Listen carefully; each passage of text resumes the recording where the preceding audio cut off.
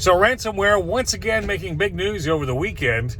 It was just a week ago, 2 weeks ago, I did a whole week about ransomware. If you're still not sure what it is, make sure to check out those videos, get yourself educated.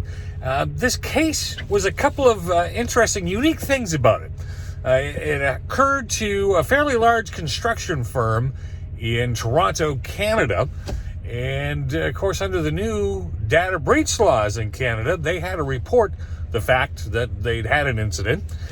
This has become noteworthy specifically because this company, Bird Construction in Toronto, happens to have many government contracts for Department of Defense buildings and the such, which makes this particularly troublesome, shall we say, to the government. And because the case with ransomware lately has been the bad guys get in and they upload. They take your data and they take it out of your site before they send the ransom and say, hey, pay me some money.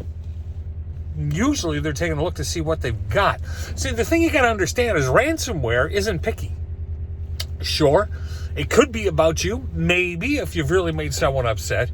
But generally, the bad guys are writing code, and they're sending code out. They're sending out, through millions and millions of spam email, infected websites. We've seen cases of them being able to compromise websites and putting malicious code on it. So when you visit a legitimate website, the virus would still transfer over and hit you, and you'd still get hit with this ransomware. So the bad guys don't necessarily know who they're getting. They're just throwing the net out there. They're throwing it wide, and they're trying to see how many people they can get. It's a numbers game. You've heard often they say in the sales world, it's all a numbers game. Well, so is it in the cyber world, cyber crime world.